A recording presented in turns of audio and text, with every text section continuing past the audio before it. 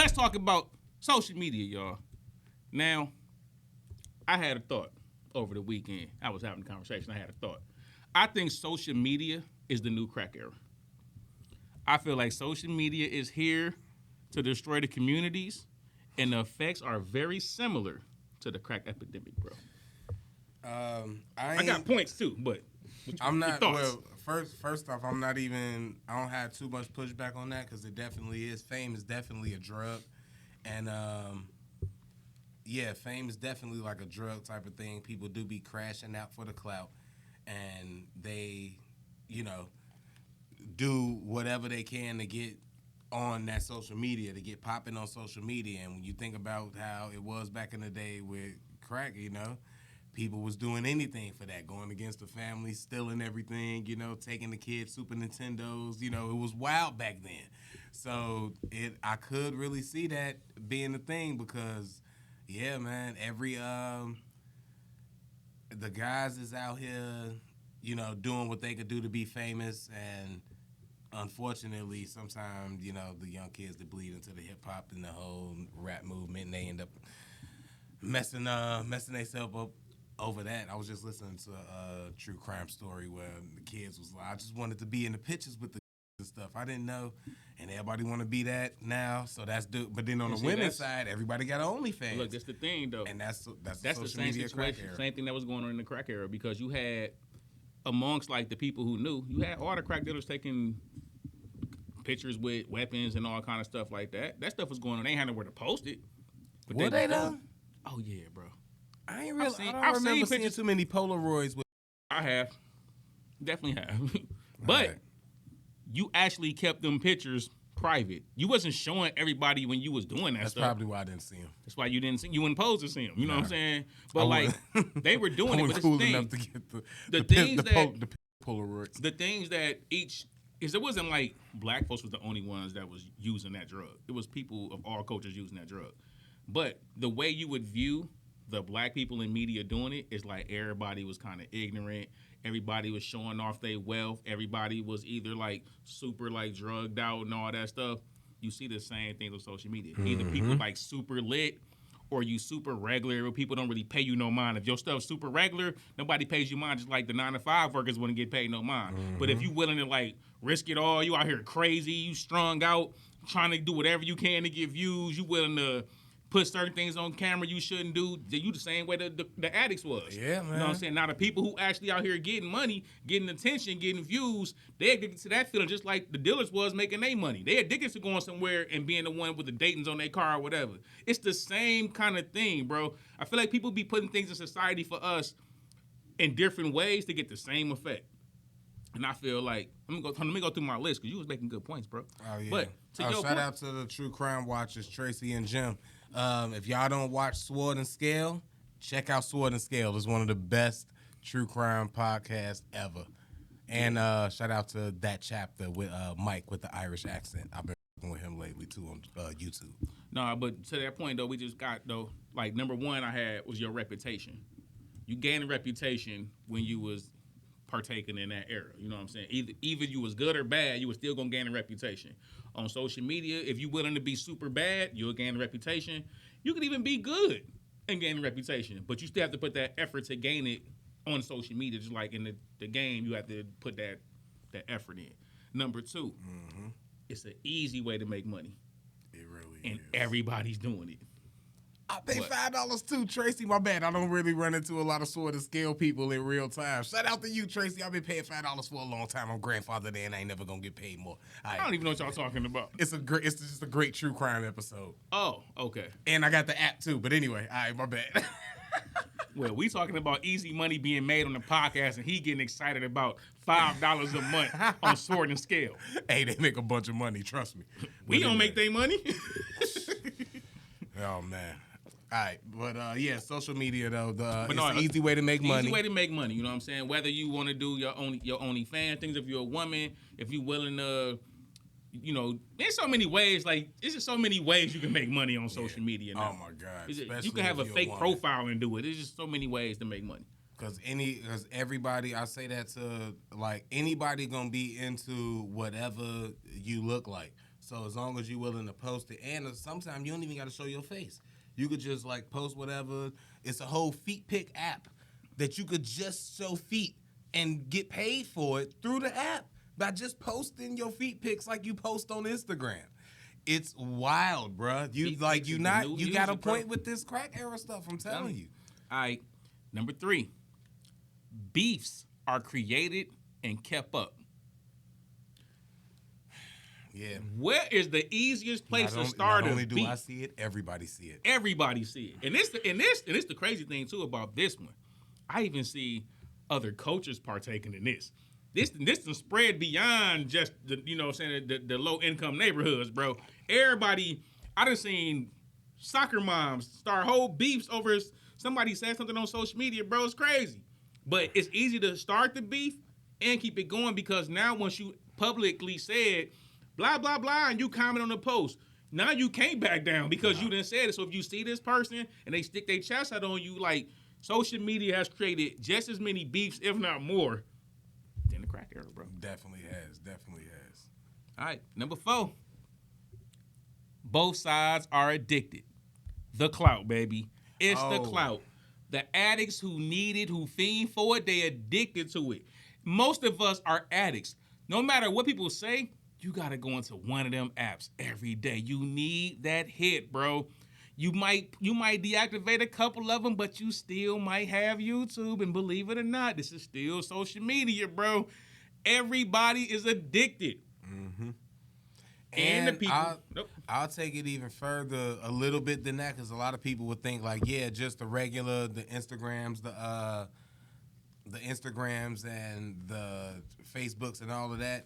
Even that, and I'm not bringing this up just to, it's going to be funny and all of that, but it ain't even a joke. It's on some real stuff because I find myself, even with like stuff, the prize picks and stuff now with the betting apps, not even just prize, all of the betting apps, whichever one you choose, it's a whole community, bro. So you in there now, I'm in Discords now. Now I find myself just in the chats, communicating, talking to these people, like just talking to relating, addicts, just going to any neighborhood, talking to certain addicts. You know what I'm saying? And it's like from both, like just addictions from both sides. Some it's addicts gonna tell you how you can get. Hey, you should go over here. You're gonna get a better deal because they be doing, 2 for $5s over here, and they give you the whole such and such. You can come over here. And they got you. They got you the free entries over here. You can put in this. And dealers too. Hey, bro, I got the best. Hey, follow me. Check this app out. Tell this one. You know what I'm saying? This I chose this one. I cooked up this dope over here. Same game. Only difference is you only making money for the apps because you giving away the things, the plays or whatever, for free, quote unquote. But anyways, it's all of it is addiction and addiction based, which is a point that the social media was making. If you watch the documentaries and stuff, that's kind of one of the points that they made and how they get like people like me with that type of stuff, because I do look at it, unfortunately, like a game. While it is playing real money and I don't be betting no large amounts, but I look at it like a game. So it ain't no different from Candy Crush. Like a functional addict.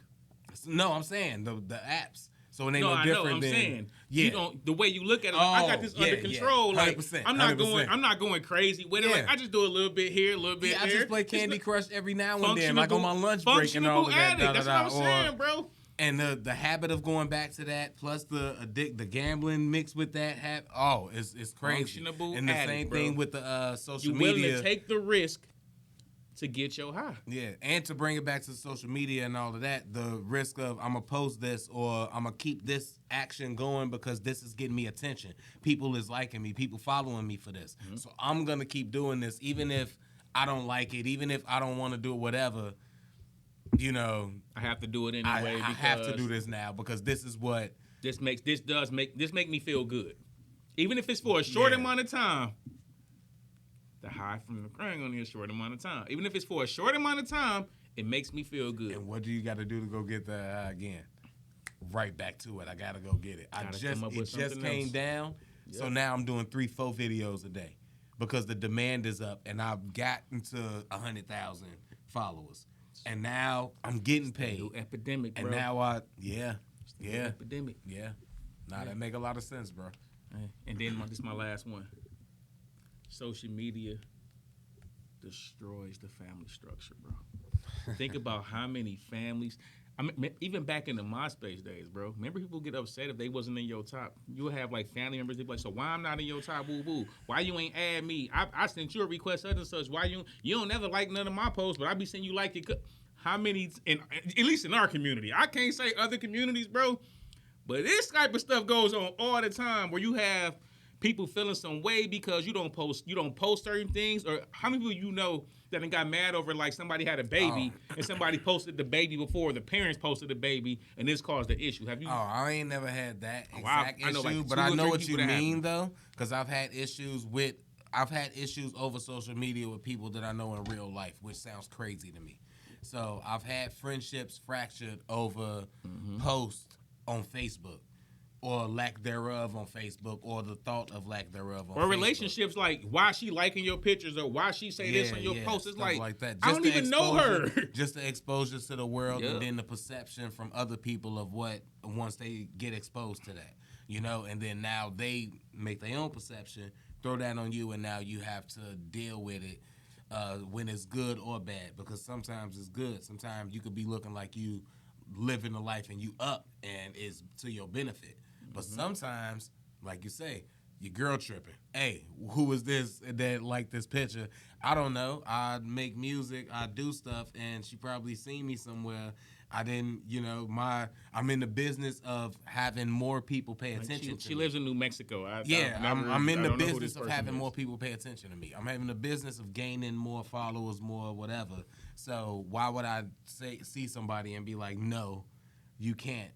Because the way it feels to like that person, I'm sharing you and other people like you, and it makes me uncomfortable.